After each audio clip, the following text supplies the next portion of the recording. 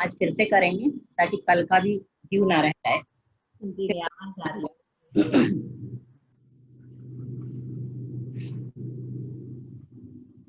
ओम नमः सिद्धेभ्यः। ओम नमः सिद्धेभ्यः। ओम नमः सिद्धेभ्यः। नमो अर्हन्ताणं, नमो सिद्धाणं, नमो आयर्याणं, नमो उवज्झायाणं, नमो लोये सव्यसाहूनम्।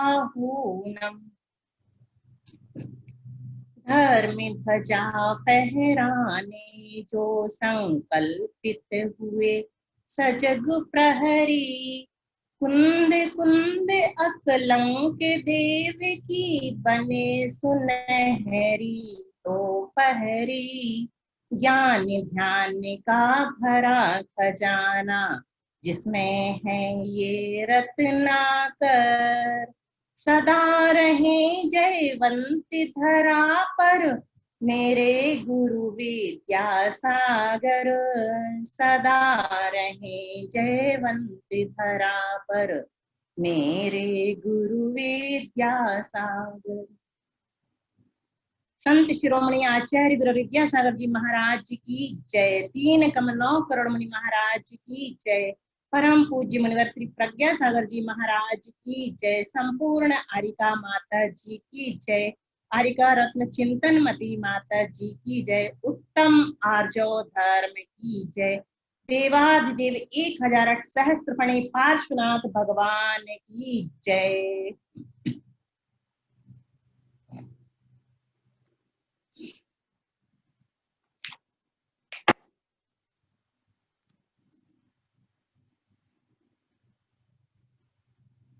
देखा था आदमी कहीं फिर सो गए थे हम।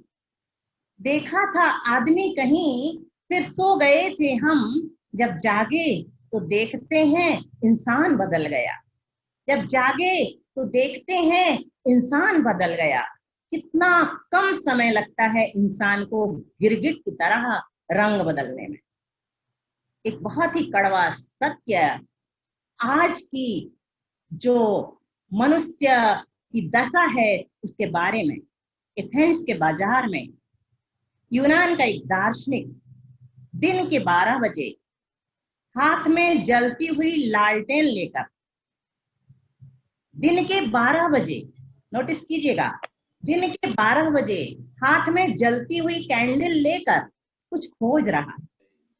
उसके इस बेतुके अंदाज को देखकर, उसके इस विलक्षण अंदाज को देखकर आसपास बहुत सारे लोग इकट्ठे हो गए। बाजार था ना, एथेंस का बाजार। उन्होंने पूछा कि इस तरह तुम क्या खोज रहे हो?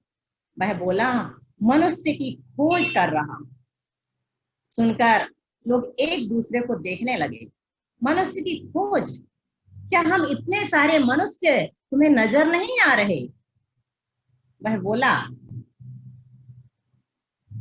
मुझे वनमानुष नहीं, मानुष चाहिए।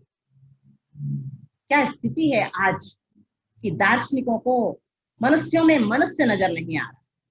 जब तक हमारे अंदर धर्म का प्रवेश नहीं होगा तब तक हम मनुष्य कहलाने के अधिकारी भी नहीं।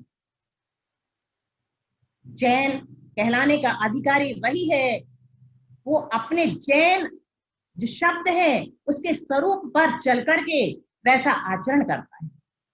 जैन की 3 ही पहचान है, रात्रि भोजन नहीं करना, पानी छान करके पीना और नित्य देव दर्शन करना। अगर ये 3 बातें किसी के अंदर नहीं है तो वास्तव में वह जैन कहलाने का अधिकारी नहीं है। तो फिर क्या है? अधिकार में से अ हटा दीजिए, क्या बचेगा? धिक्कार का ही पात्र वह हुआ करता है। तो जैन कुल में जन्म ले लेने मात्र से हम जैन नहीं हो जाते, जन्मज जैन है। जब तक हम जैन कुल के अनुसार आचरण नहीं करेंगे तब तक हम जैन कहलाने के अधिकारी नहीं है। 2 फेसेस हो गया है आज का इंसान। प्राइवेट फेस अलग होता है, पब्लिक फेस अलग होता है। घर के कपड़े अलग होते हैं, बाहर के कपड़े अलग होते हैं।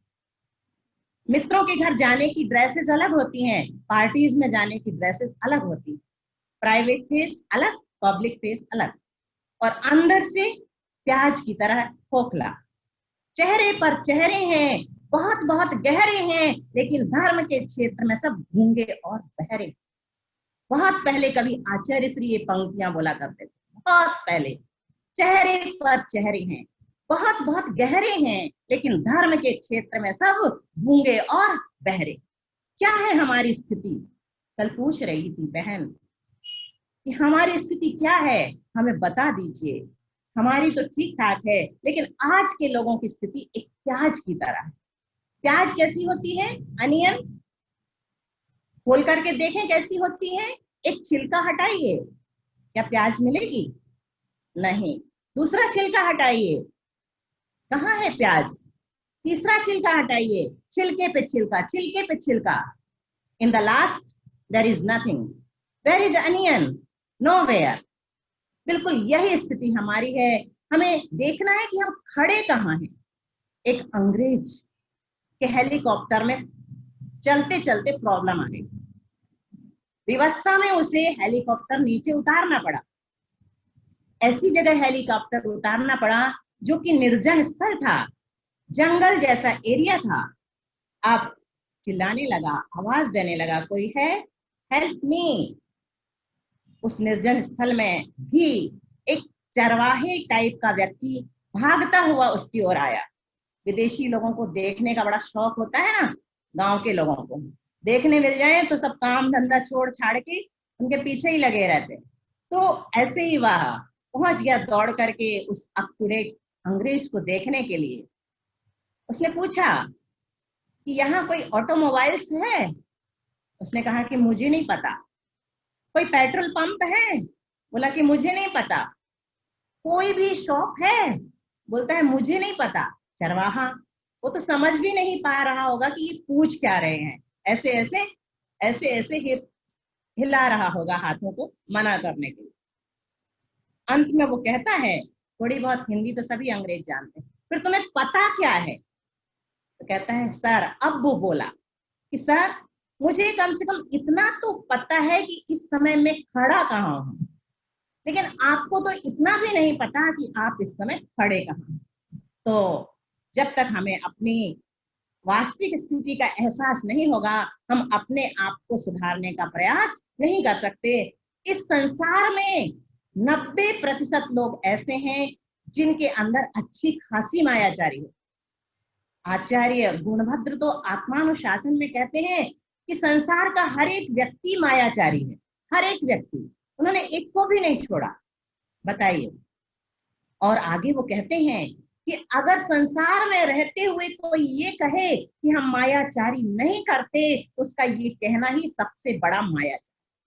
संसार में रहते हुए अगर कोई ये कहे कि हम मायाचारी नहीं करते, तो उसका ये कहना ही सबसे बड़ा मायाचारी। टेढ़ा छेद हो अगर मोती का, और हम अगर उसमें धागा पिरोना चाहें, तो क्या उस टेढ़े छेद में धागा जाएगा? नहीं जाएगा। इसी प्रकार हमारे अंदर यदि कुटिलता है, हमारे हृदय में अगर कचरा भरा है, गंदगी भरी है, तो धर्म का सूत्र इसके अंदर प्रवेश नहीं कर सकता। पहले हमें शुरू दिन ही हमने कहा कि सफाई करो, राग देश का मंजन करो, फिर 10 धर्मों की भावना करो।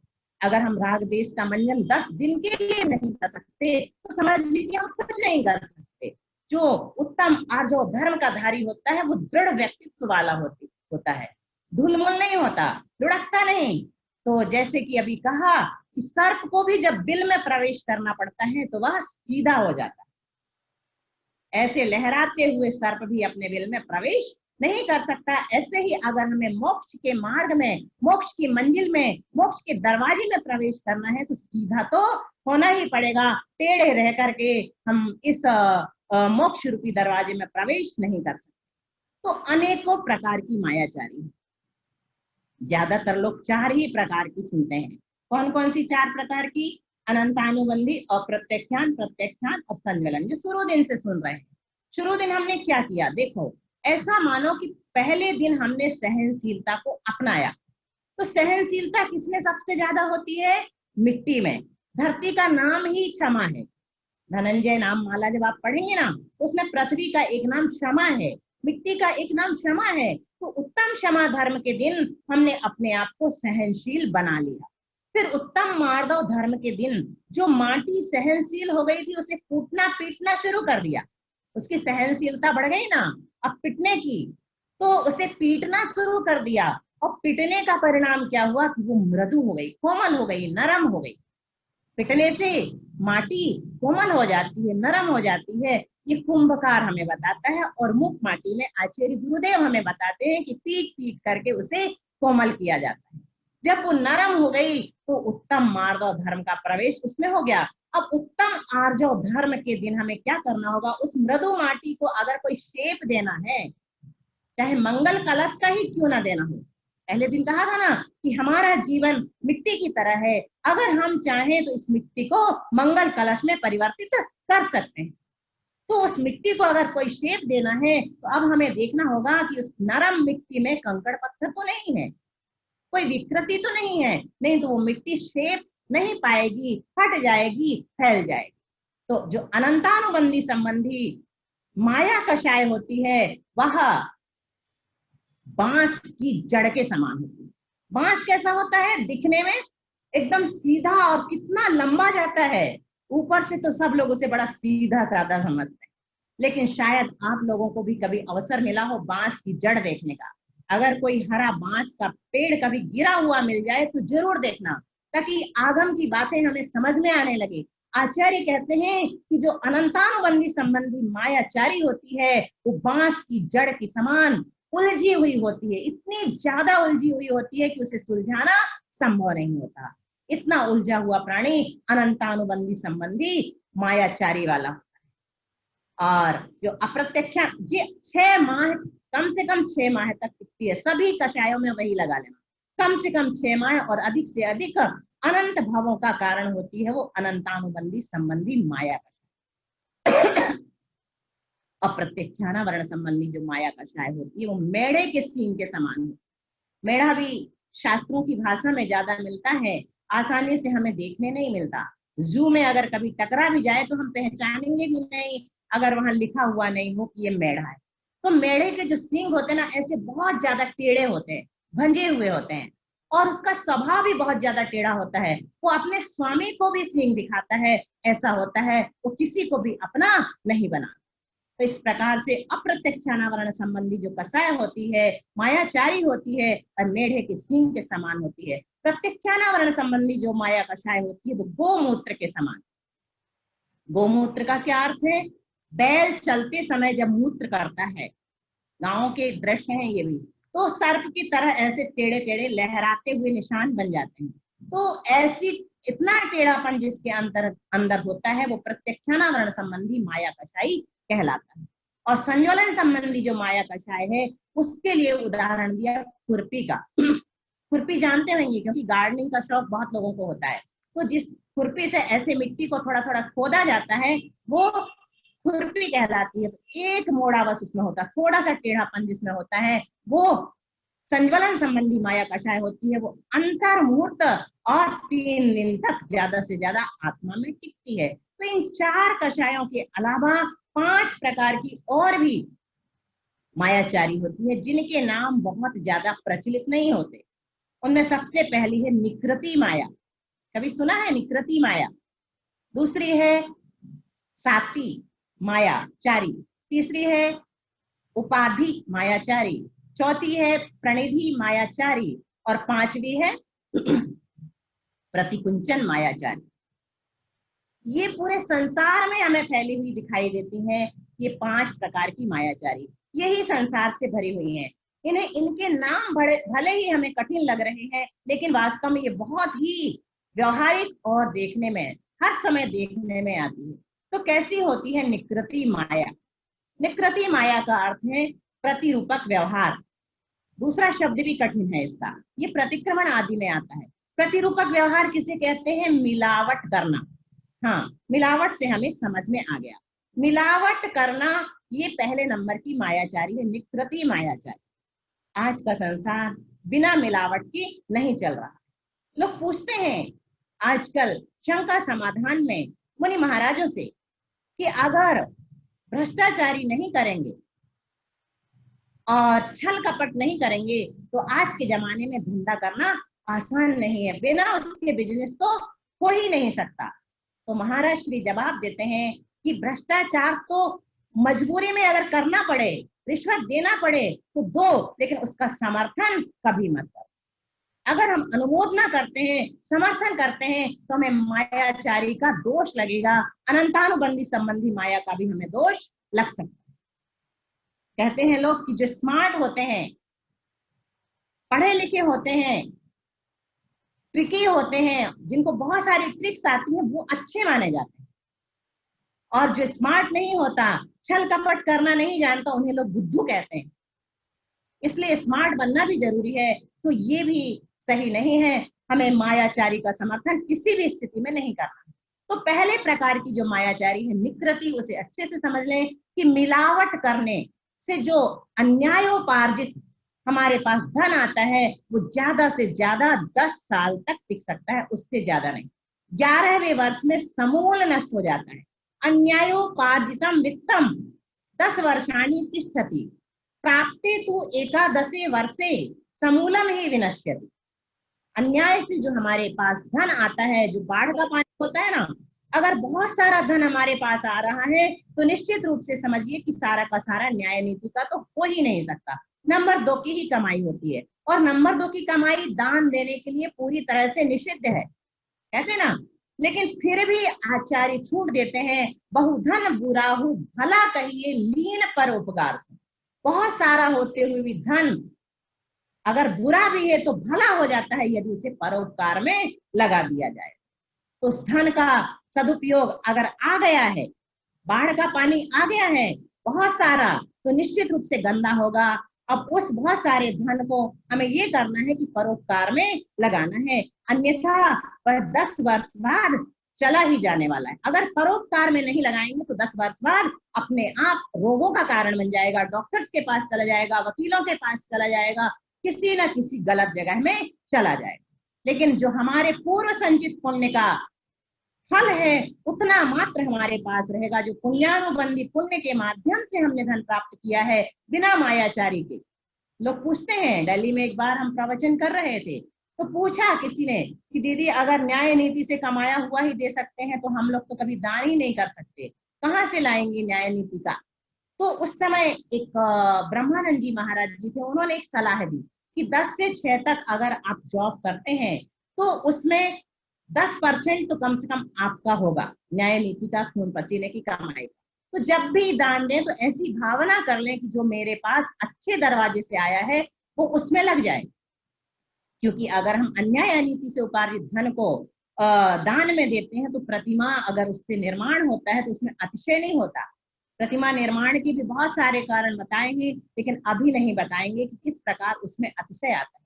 निकृति माया में ही चले लौट करके, निकृति माया मिलावट करने को कहते हैं। सेठ जी ने अंदर से दुकान खोली, बाहर से नहीं, समझ गए ना, अंदर से दुकान खोली और जाकर के चावल में कंकड़ मिलाए, हल्दी में पीली मिट्टी मिलाई, तंबाकू में घोड़े की लीद मिलाई, शुद्ध घी में डालडा घी मिलाया, दुकान की तैयारी हो गई।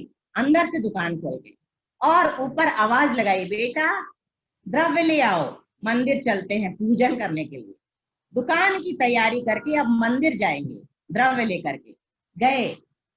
पिता पुत्र दोनों मंदिर पहुंच गए, भक्ति भाव से भगवान की पूजन की और भगवान से कहते हैं पापों से डरता हूं इसलिए आपकी जाप करता हूं, पापों से डरता हूं इसलिए आपकी जाप करता हूं, और आपके जैसे ना बन जाऊं इसलिए थोड़े से पाप करता हूं।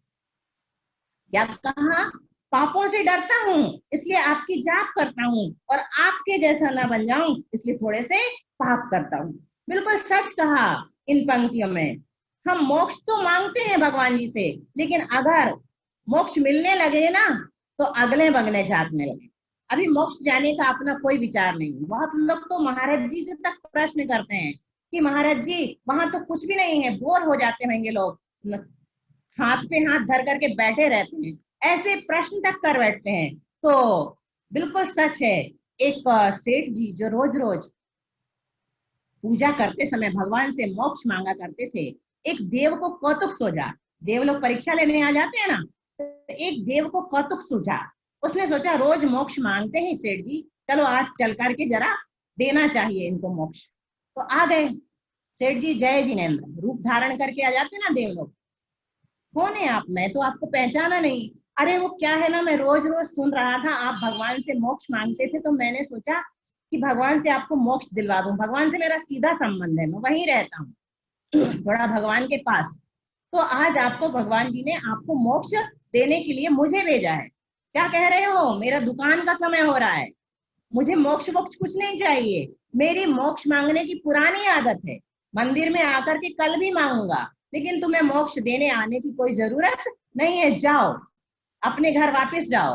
दूसरे जो 80 साल के बूढ़े दादाजी थे सुन रहे थे दोनों की बातें। उन्होंने कहा अरे देखो मोक्ष मिल रहा है और ये ऐसा ठुकरा रहा है, ऐसा ना करो, मेरे तो अब दिन पूरे हो ही गए हैं, चलो अपन मोक्ष चलते हैं।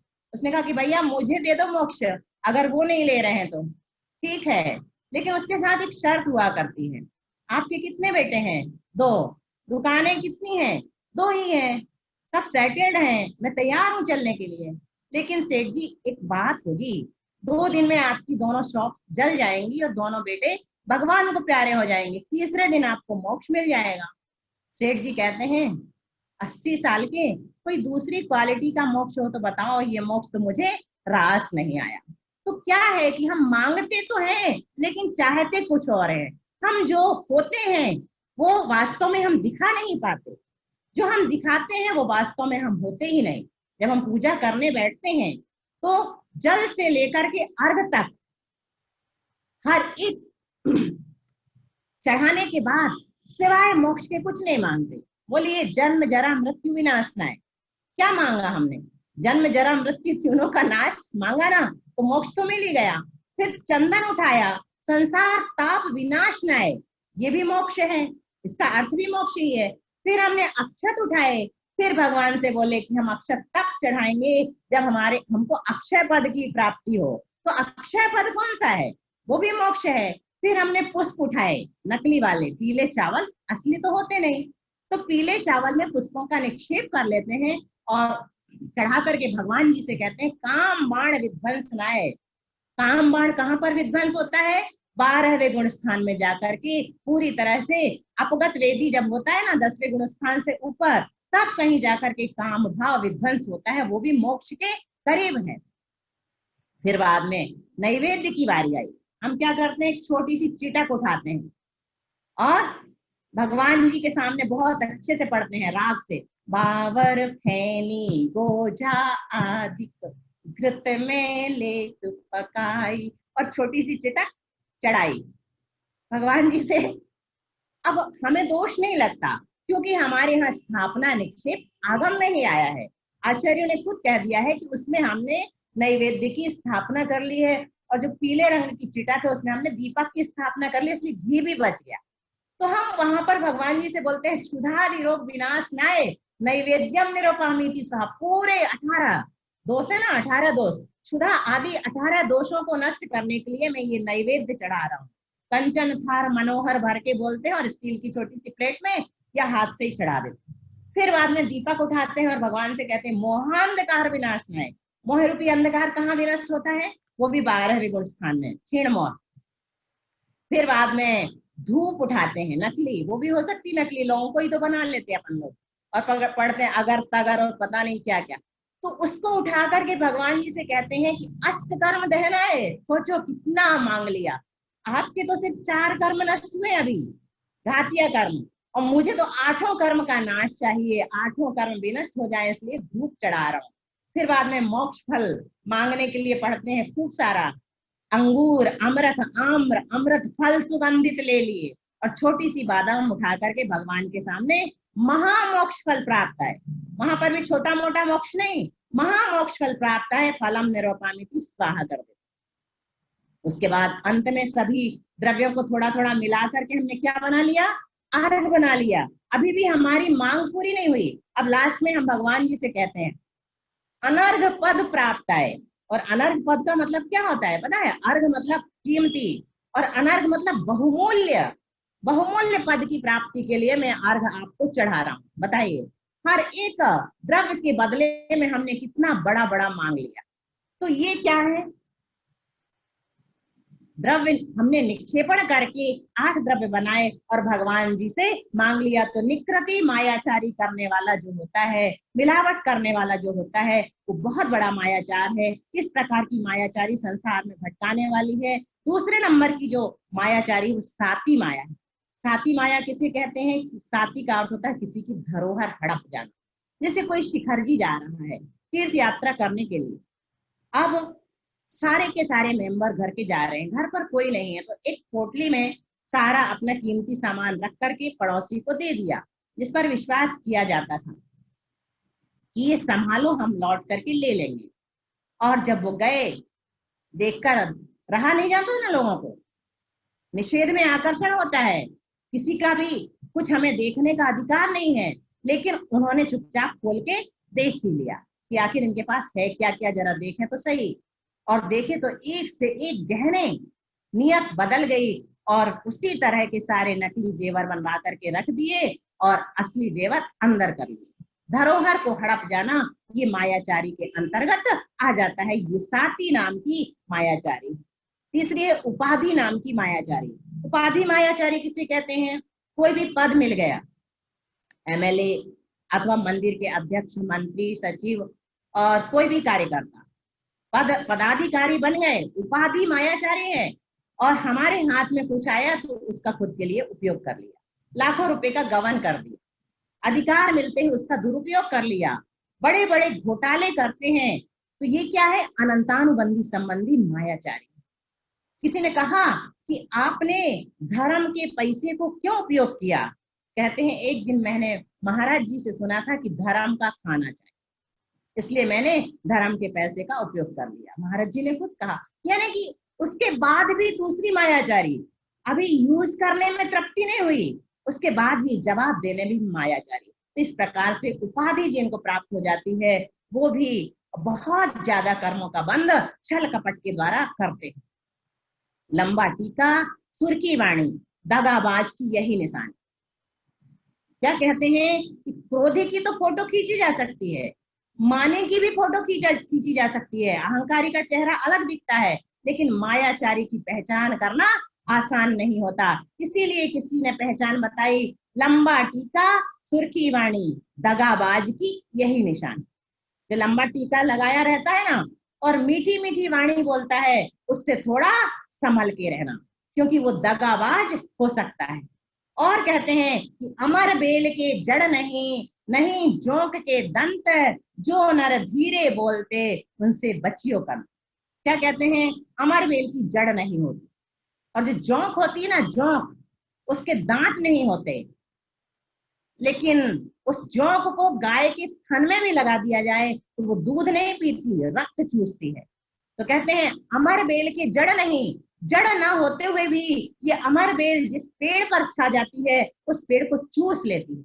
वो हरा भरा पेड़ सूख जाता है और अमर बेल लहराने लगती है। तो अमर बेल की जड़ नहीं, नहीं जोंक के दंत, जो नर धीरे बोलते उनसे बचियो पंत। जो धीरे धीरे बोलते हैं वो अपना उल्लू सीधा करने वाले होते हैं, हमें उनसे संभल करके रहना चाहिए। तो कपट छुपाए ना छुपे, छुपे न मोटा भाग, दाबी दूबी ना रहे, रुई लपेटी आग। क्या कहा? कपट होता है ना, वो छुपाए से छुपता नहीं। कपट छुपाए ना छुपे, छुपे न मोटा भाग। जो मोटा भाग होता है वो छुपने वाला नहीं होता। दाबी दूबी ना रहे, रुई लपेटी आग। अगर कोई आग को रुई में लपेटे, क्या वो आग छुपी रह सकती है? बिल्कुल नहीं रह सकती। तो उत्तम आर्जव धर्म के दिन अभी 2 प्रकार की मायाचारी और है, प्रणिधि और प्रतिकुंचन। जरा बीच में हम ये बता दें कि किस प्रकार अपने को अपना जीवन बनाना है। दर्पण के समान उत्तम आर्जव धर्म होता है और अंगारे के समान मायाचारी होती है। दर्पण कैसा होता है? मुख करे जैसा लखे तैसा।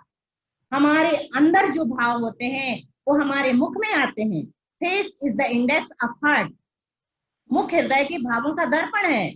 और जो हमारे चेहरे में भाव होते हैं वो दर्पण हमें ज्यों का त्यों दिखा देता है। मुख करे जैसा, मुख करे जैसा, यहाँ पर कोमा लगा देना। जो मुख है ना वो करे जैसा लखे तैसा, जैसा हमारे कर्तृत्व होते हैं, हमारे क्रियाकलाप होते हैं, हमारे शरीर के हाव भाव होते हैं, हमारा मुख वैसा ही हमें दिखा देता है। तो उत्तम और जो धर्म दर्पण के समान है, जैसा अंदर वैसा बाहर, वैसा का वैसा दिखा देता है। और जो मायाचारी है वो कैसी है?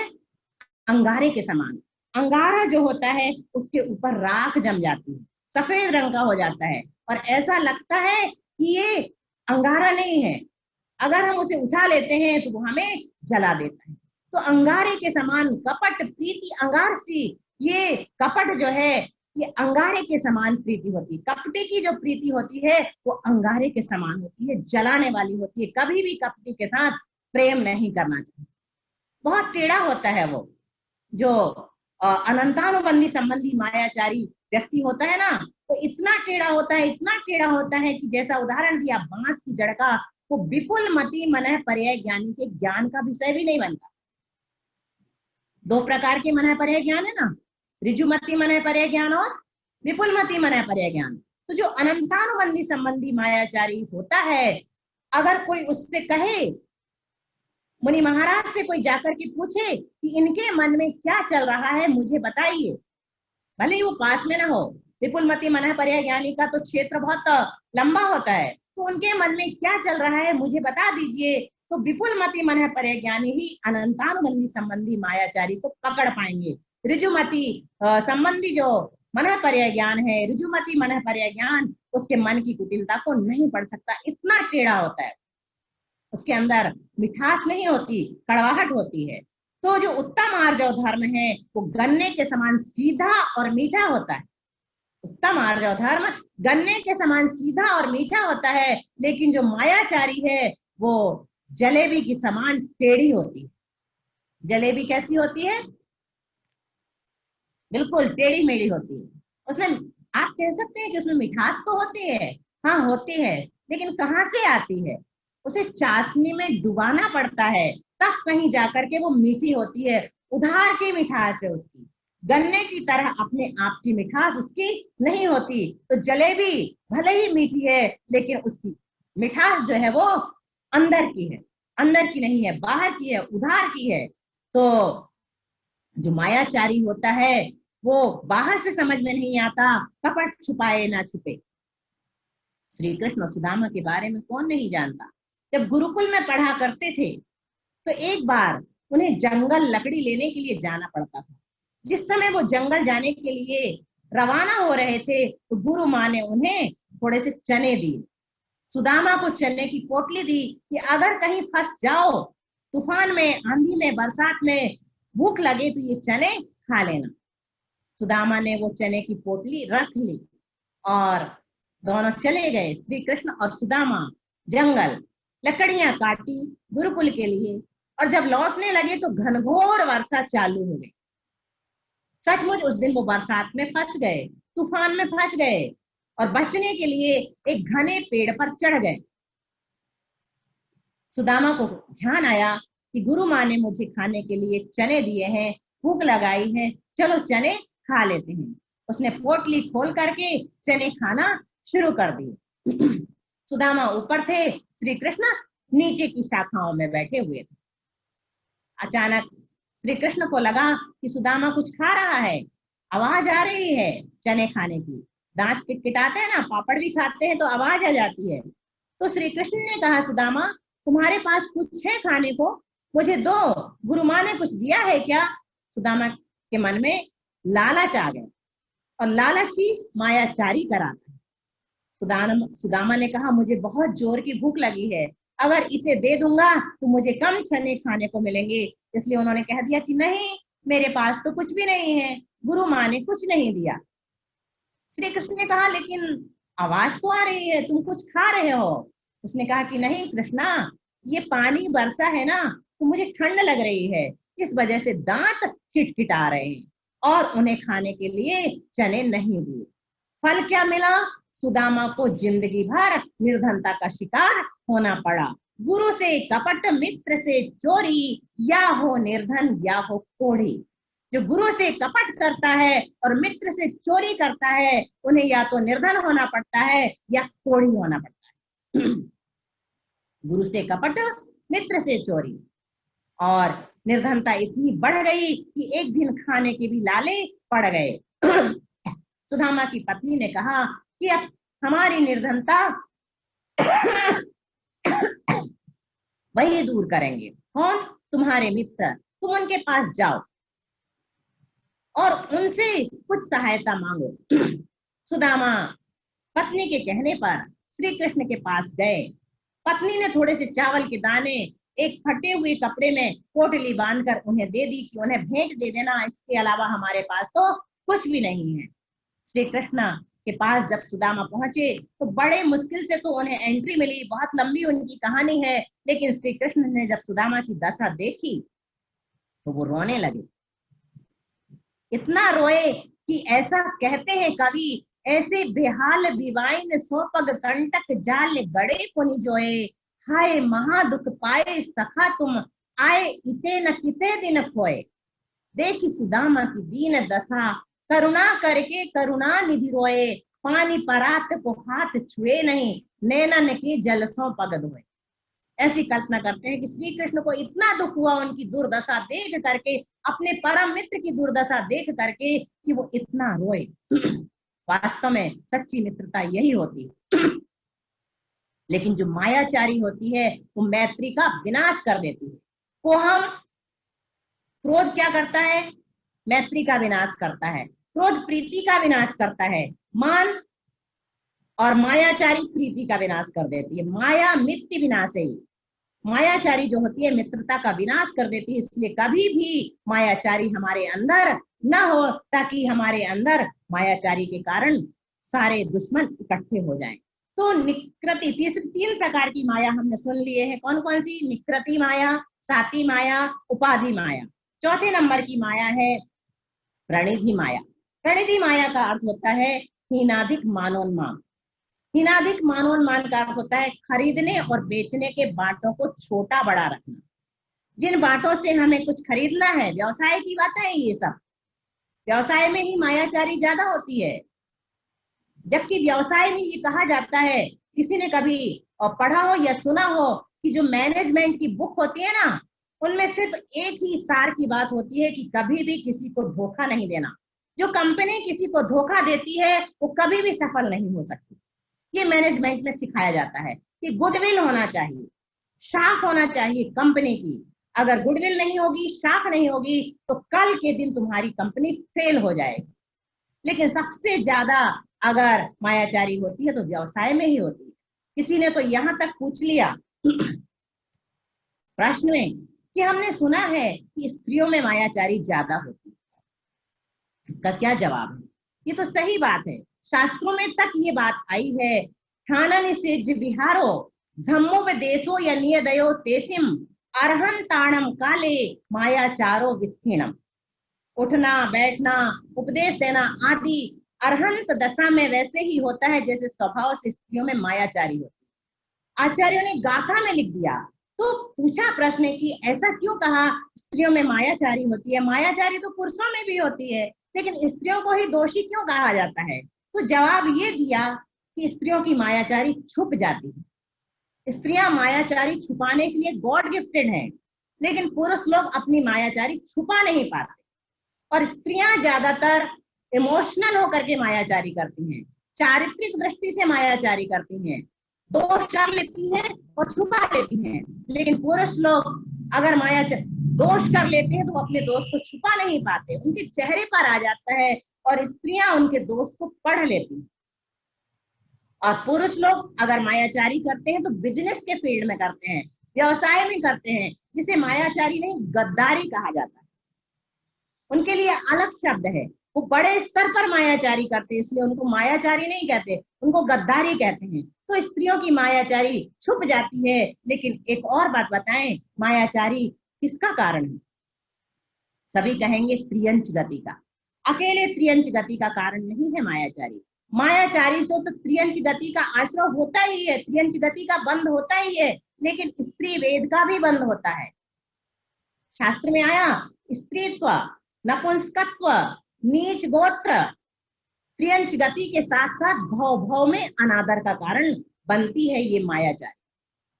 मायाचारी के कारण से त्रियंच गति मिलती है ऐसा मत सोचना, वो तो पक्का है कि त्रियंच गति में जाएगा ही। और अगर हमें अपने अंदर सुधार लाना है तो कम से कम पशुओं को जिन्हें हम देख सकते हैं, देवों को तो देख नहीं सकते, नारकियों को देख नहीं सकते, पशु तो हमारे आसपास घूमते हैं और हमें पता है कि ये पशु गति का कारण मायाचारी है। तो उन पशुओं को ध्यान से देखें और ये विचार करें कि कल के दिन ये एक मनुष्य था, आज इनकी ये दशा है। इसका कारण क्या है? जिस समय आयु का बंध कर रहा होगा उस समय निश्चित रूप से इसके तीव्र मायाचारी के परिणाम हुए होंगे। इस कारण से त्रियंच आयु का बंध हो गया। लेकिन हम देखते हैं कि कुछ कुछ पशु ऐसे भी होते हैं जो अच्छे लगते हैं, सुंदर लगते हैं, जैसे मोर देखने में अच्छा लगता है ना,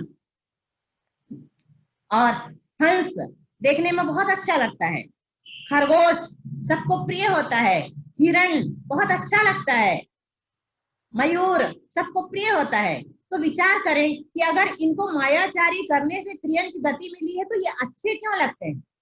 आता है ना ऐसा विचार अपने अंदर तोते को देख करके। तो उसका कारण भी है कि वो बहुत समय तक तो सद्भावों से सहित होते हैं, लेकिन जिस समय आयु का बंध करते हैं उस समय मायाचारी कर लेते हैं। बहुत समय तक तो लोग उन्हें बहुत पसंद करते थे, लेकिन अचानक उनका आयु का बंध जिस समय होता है उनके मायाचारी के परिणाम चल रहे होते हैं, इसलिए उनको वो सद्भावों का भी फल मिल जाता है।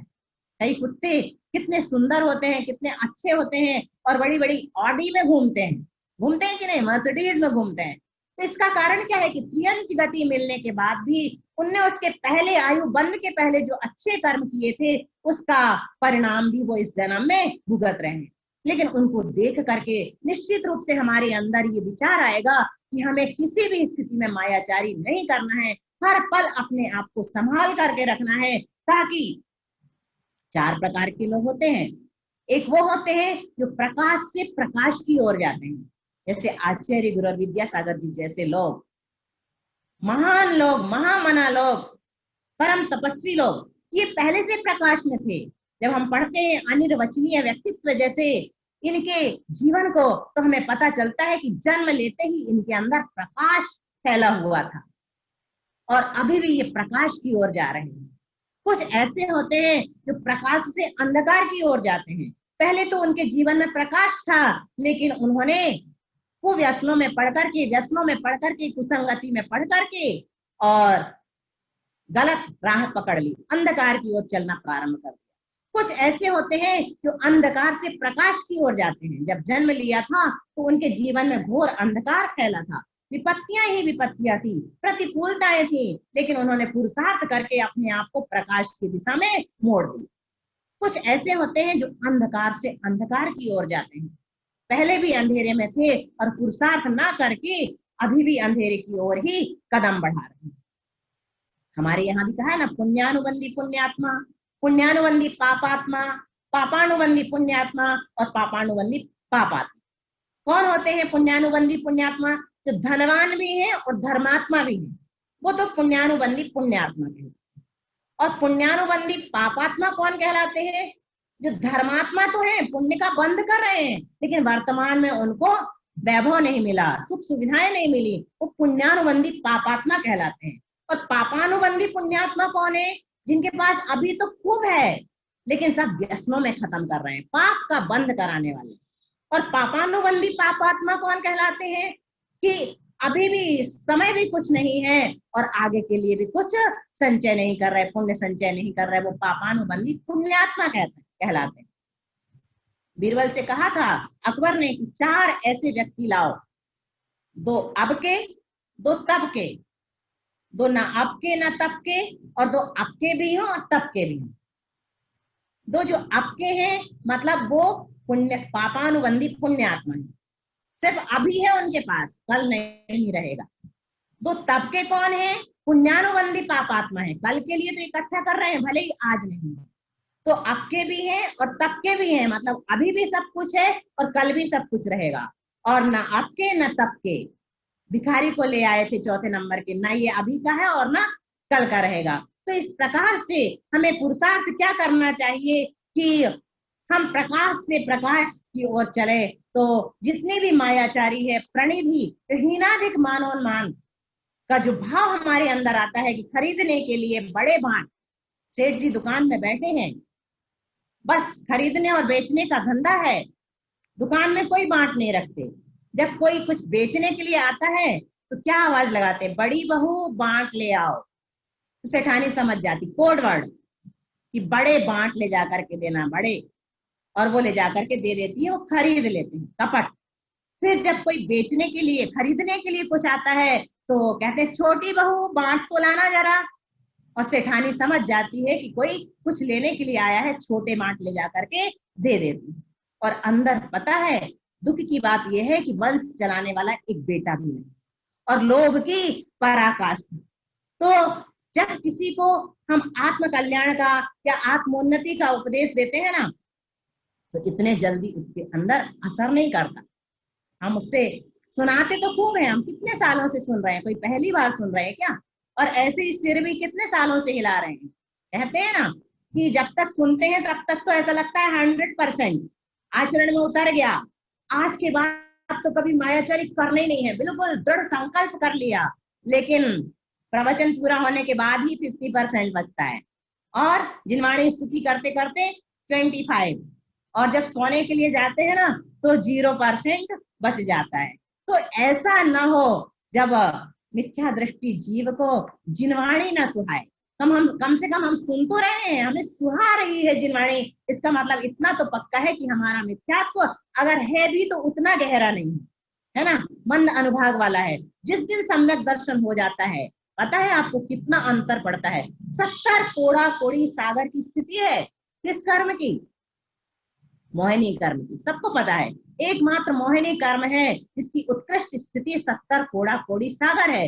बाकी फिर किसी की 40 सागर, किसी की 30 सागर, किसी की 20 सागर उत्कृष्ट स्थितियां, और जघन्य स्थिति तो अंतर मुहूर्त है, उससे ज्यादा नहीं है।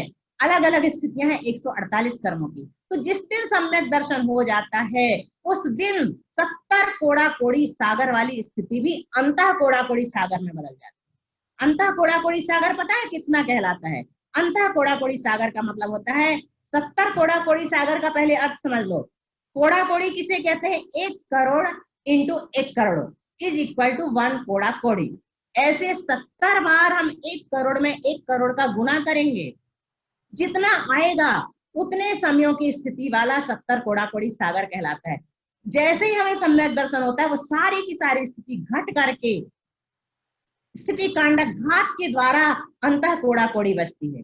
कितना कम कहलाता है? अंतः कोड़ा कोड़ी सागर का अर्थ होता है 1 करोड़ से ऊपर और उससे कम, है ना। 1 कोड़ा कोड़ी सागर से कम, 1 करोड़ से ऊपर, 1 से ऊपर नहीं लेना, 1 करोड़ से ऊपर और 1 कोड़ा कोड़ी सागर के अंदर जो स्थिति होती है वो अंतः कोड़ा कोड़ी सागर कहलाती है। तो अपने अंदर हमें प्यास जगाना है कि कुछ ना मिले लेकिन हमारी दृष्टि तो निर्मल हो जाए, हमारे अंदर सम्यक दर्शन तो कम से कम आ जाए। जब तक हमारे अंदर प्यास नहीं जागेगी तब तक हमें कुछ भी प्राप्त होने वाला नहीं। कोयल जितना, कोकिल जितना घायल होता है उतनी मधुर कुहक देता है, कोकिल जितना घायल होता उतनी मधुर कुहक देता है, जितना धुलवाता है चंदन उतनी अधिक महक देता है। मैं तो केवल तन ही तन था, मुझ में जागे मन के पहले, जैसे मात्र बांस का टुकड़ा है वंशी वादन के पहले। जैसे जब तक वंशी नहीं बनती उसे क्या कहते हैं? मैं तो केवल ठेठ बांस था, बांसुरी बनने के पहले आपने मुझे बांसुरी बनाया। तो हमारे अंदर जब गहरी प्यास जागेगी तब कहीं जाकर के ये जिनवाणी जो हम सुन रहे हैं आचरण में उतरेगी। लेकिन उन लोगों से अपने आप को अभी धन्य भाग्य मानो कि हमने उत्तम कुल में जन्म लिया है, जिनवाणी हमें रुच रही है। जो तीव्र घोर मिथ्या दृष्टि होता है उसे जब जिनवाणी सुनाते हैं ना तो मालूम क्या स्थिति होती है? जैसे गर्म तेल उबल रहा है, उसमें अगर हम थोड़ा सा पानी डाल दें तो क्या होगा? छू छा करने लगेगा, करता है कि नहीं? धुआं छोड़ने लगेगा। ऐसे ही जो घोर मिथ्या दृष्टि होता है, तीव्र अनुभाग जिसका उदय में होता है, उसे अगर हम जिनवाणी सुनाने का प्रयास करते हैं तो वो उल्टी प्रतिक्रिया करता है। तो ऐसे जीवों के लिए कहा माध्यस्थ भावम विपरीत वृत्तौ, उन्हें समझाने का प्रयास मत करो। तो इस प्रकार से मोक्ष मार्ग पर कुछ लोग जो हैं वो जल्दी जल्दी चल लेते हैं। जो बलवान होते हैं ना वो तो मोक्ष मार्ग पर शीघ्र चलते हैं, लेकिन जो कमजोर होते हैं वो मध्यम शक्ति जिनके अंदर होती वो धीरे धीरे चलते हैं, और जो कमजोर होते हैं वो विश्राम कर करके चलते हैं। लेकिन हमें चलना तो चाहिए, तो धीरे धीरे करके प्रयास करें। बच्चों से लेकर बूढ़े तक सभी जितना बन सके हमें अपने अंदर सरलता लाना है। बच्चों को भी विशेष रूप से एक बात सीखनी चाहिए कि जिस समय हम भले ही वर्तमान टेक्नोलॉजी का उपयोग कर रहे हैं, लेकिन कभी भी अपने माता पिता से छल ना करें। अगर पढ़ाई के बहाने मोबाइल रखते हैं और माता पिता के सोने के बाद हम चैटिंग करते हैं तो ये बहुत बड़ा छल है, मायाचारी है, माता पिता के साथ धोखा है। बच्चों को भी कभी इस तरह की मायाचारी नहीं करना चाहिए। सबसे ज्यादा मुहावरे अगर आपने सुने होंगे तो सिर्फ मायाचारी के लिए सुने होंगे। कहते हैं ना राम राम जपना, रिपीट करने लगे लोग। सबको पता है राम राम जपना पराया माल अपना, की कुटिल नीति है तुम्हारी। वक्त पड़े वाका गधे को कहे काका, की कुटिल नीति है तुम्हारी। जहां देखी तवा परात वहीं गुजारी सारी रात, की कुटिल नीति है तुम्हारी। अपना काम बनता भाड़ में जाए जनता, की कुटिल नीति है तुम्हारी। मुख में राम बगल में छुरी, की कुटिल नीति है तुम्हारी। आम के आम गुठलियों के दाम, की कुटिल नीति है तुम्हारी। तन के उजले मन के काले, कैसे बगुला की तरह है। बगुला कैसा होता है, तन का उजला होता है। बगुला भक्त के लिए उदाहरण दिया जाता है ना, मायाचारी के लिए। मंदिर में बैठकर की जो मायाचारी की जाती है वो प्रतिकुंचन मायाचारी कहलाती है। अंतिम बीच बीच में थोड़े थोड़े मसाले देकर के हम पांचों प्रकार की मायाचारी को समझते जा रहे हैं। तो मंदिर में बैठकर के जो मायाचारी करता है उसे बगुला भगत कहते हैं। तन के उजले मन के काले, की कुटिल नीति है तुम्हारी। उदाहरण के लिए समझिए कि जैसे कोई 11:30 बजे घर आया, नहा धो करके तैयार हुआ, भोजन की सुगंध आने लगी, आज डोसे बने हैं, मन कर रहा मंदिर न जाऊं, लेकिन फिर भी महाराज जी से नियम लिया है पूजन तो करना है, बिना पूजन के भोजन करते ही नहीं है, संकल्प है। तो जल्दी जल्दी मंदिर पहुंच गए, मंदिर में पूजन शुरू कर दी फटाफट। अनादिकाल से जग में स्वामी ने जल से शुचिता को माना, शुद्ध निजातम, जितना फास्ट हो सके। ओम ऋण से देवसा प्राप्त है अरुण क्रांति, इतने में पीछे से आहट मिल जाती है, कोई आ गया। अभी तो खाली मंदिर था, 11:30 बज गए थे ना, तुरंत पूजा में लय आ जाती। अनादिकाल से जग में स्वामी जल से सुचिता को माना। तो ये मंदिर में बैठ करके भी अगर हम मायाचारी नहीं छोड़ते तो कहते हैं अन्य क्षेत्रे कृतम पापम धर्म क्षेत्रे विनश्यति, धर्म क्षेत्रे कृतम पापम वज्रलेपो भविष्यति। संसार में जो हम पाप करते हैं उन्हें धोने के लिए हम मंदिर आते हैं, और मंदिर में बैठ करके ही अगर हमारे अंदर दुर्भाव आ जाए तो फिर हम कहाँ जा करके धोएंगे, वो तो वज्रलेप हो जाएंगे। इसलिए आचार्य कहते हैं मायाचारी का स्वरूप क्या है, मनस्येकम वपुष्येकम, मनस्येकम वचस्येकम वपुष्येकम महात्मनाम। महात्मा पुरुष जो होते हैं उनके मन वचन काय तीनों एक से होते हैं, लेकिन मनस अन्यत वचस अन्यत वपुष अन्यत दुरात्मनाम। जो दुरात्मा होते हैं, दुर्जन होते हैं, उनका मन कुछ होता है, वचन कुछ होता है और काय कुछ होती है। तो जो बगुला भगत होता है ना, उसके लिए रामचंद्र जी का उदाहरण देते हैं कि रामचंद्र जी लक्ष्मण से कहते हैं बगुला को देख करके कि देखो लक्ष्मण, ये बगुला कितना अच्छा है। शनै शनै पदम धत्ते प्राणी वध संशया, ये धीरे धीरे पैर रखता है, कहीं उसके पैर के नीचे आकर कोई जीव मर ना जाए, इरिया पथ से चलता है। वो मछली उचक करके बाहर आती है और रामचंद्र जी से कहती है राम, श्री राम, आप अपने जैसा सीधा साधा और सरल सबको समझते हो, ये प्राणी वध के संशय से धीरे धीरे नहीं चल रहा, ये तो मेरी ताक में बैठा है, इसलिए पैरों की आहट मुझे ना मिल जाए, इसलिए ये धीरे धीरे चल रहा है। जैसे ही मुझे देखेगा और अंदर कर लेगा तो पंपायाम बका पंपा नदी के किनारे बगुला को देख करके श्री रामचंद्र जी बताते हैं कि ये तन का उजला जरूर है लेकिन मन का काला है, उसका राज खुल गया। रघुपति राघव राजा राम, जैसा मौका वैसा काम, गंगा गए गंगा दास, जमुना गए जमुना दास, की कुटिल नीति है तुम्हारी, चोर से करे चोरी कर और साहूकार से कहे कि सावधान रहो, इस प्रकार की कुटिल नीति है तुम्हारी। रे चपल मन कर तू अरहत का भजन, इस प्रकार से मायाचारी को अनेक उदाहरणों को दे करके मुनिजनों ने हमें समझाया है। तो आज का सार ये है कि इस सब प्रकार की मायाचारी को छोड़कर हमें बहानों को बहाना है।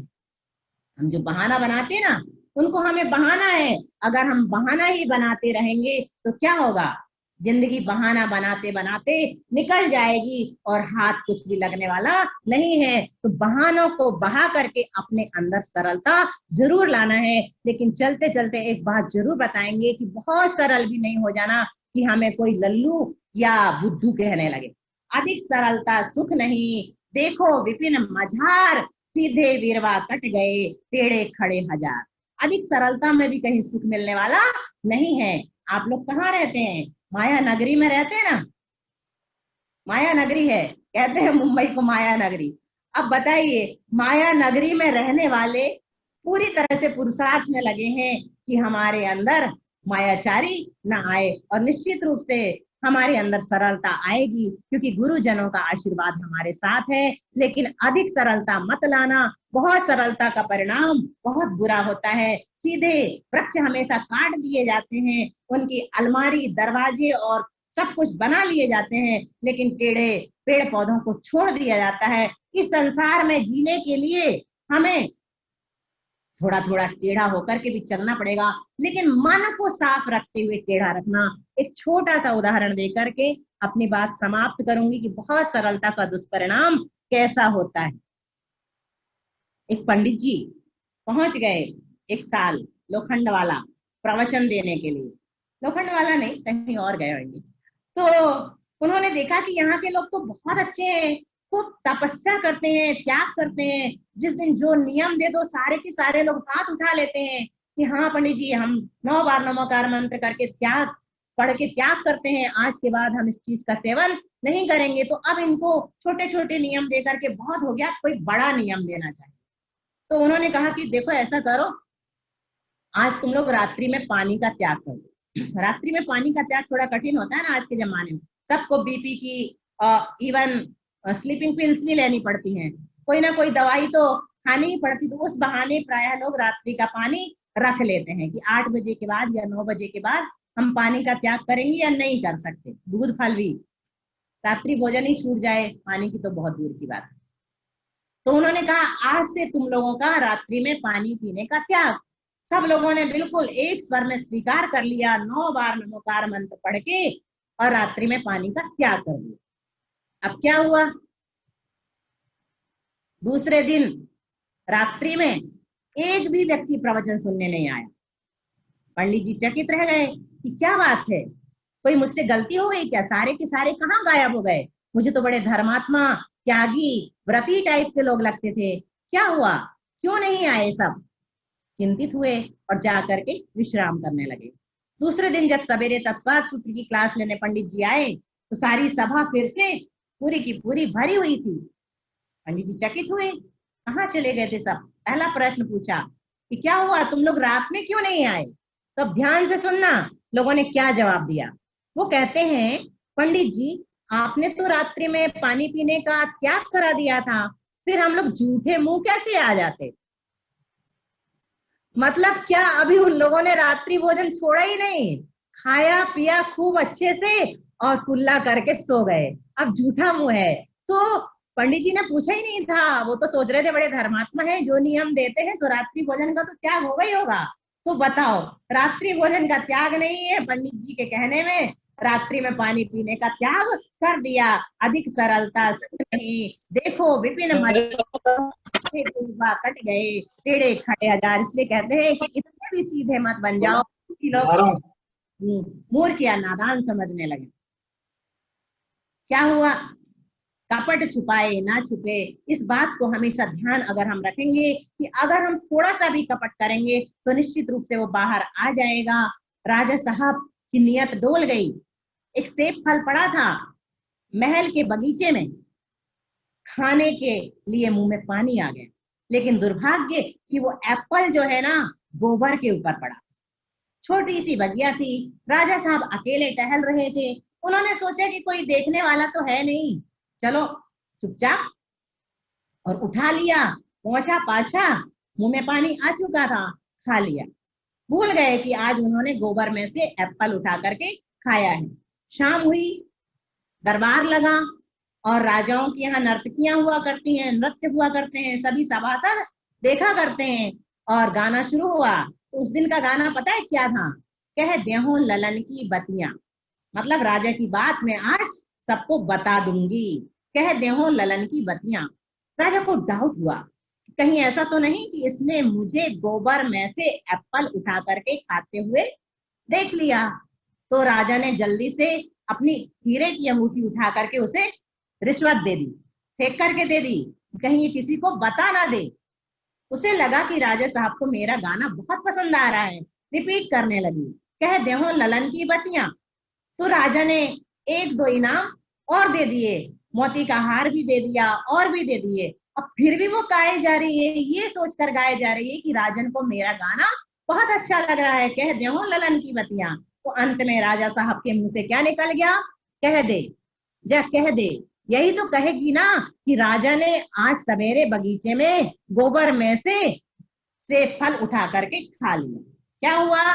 कपट छुपाए ना छुपे, छुपे न मोता भाग, दाबी दुबी ना रहे, रुई लपेटी आग। और ये बात निश्चित है कि जब तक तेरे पुण्य का बीता नहीं करार, तब तक तुझको माफ है अवगुण करे हजार। तो निश्चित रूप से ये समझना कि जितने भी दुर्गुण हैं ये हमारे शरीर को मलिन नहीं करते, सिर्फ हमारी आत्मा को मलिन करते हैं। इसलिए जितना बन सके पुरुषार्थ करो कि इसी जन्म में हमें इस आत्मा को उज्जवल बना करके ले जाना है। जाना तो पक्का है, शरीर नहीं जाएगा, सिर्फ आत्मा जाएगी। मीना हमसे पूछा करती थी बहुत साल पहले कि तुम इतना पढ़ती हो, क्या करोगी इतना पढ़ के? तो हमने उससे पूछा कि ये बताओ, ये ज्ञान जो अपन प्राप्त करते हैं किसको होता है, शरीर को कि आत्मा को? उसने कहा ऑफकोर्स आत्मा को। तो मैंने कहा जाएगा कौन अगले भवों में? शरीर की आत्मा। शरीर तो यही रह जाएगा, आत्मा साथ जाएगी। और कल बताया था कि अगर हम विनय पूर्वक स्वाध्याय करते हैं, ज्ञान का अर्जन करते हैं, तो ये कुछ ना कुछ मात्रा में हमारे साथ जरूर जाएगा। उसको लेकर के हमें जाना है। अगले भवों में हमें क्या पता जिनवाणी मिले ना मिले, देवलोक में भी जिनवाणी होती है कि नहीं, बस चर्चाएं होती हैं। तो ऐसे पन्ने पलटा करके पढ़ने मिले ना मिले, कहाँ हम होंगे। इसलिए जितना बन सके हमें इसी भाव में पुरुषार्थ करना है। सिर्फ एक शत्रु है इस दुनिया में हमारा, जिससे अगर हम युद्ध करेंगे तो विजय निश्चित है। बताइए कौन है वो? कर्म शत्रु। लेकिन हम कभी उससे युद्ध नहीं करते। जब तक हम युद्ध नहीं करेंगे वो हम पर प्रहार करता चला जाएगा और हमें सहना पड़ेगा। लेकिन अब शुरू करना है कि हम उस पर प्रहार करें, उसे पराजित कर दें, अपने भवों भवों के काटे हुए कर्म को, बांधे हुए कर्मों को काटें और अपनी आत्मा का उत्थान करें। महावीर भगवान की जय। संत शिरोमणि आचार्य गुरु विद्यासागर जी महाराज की जय। 3 कम 9 करोड़ महाराज की जय।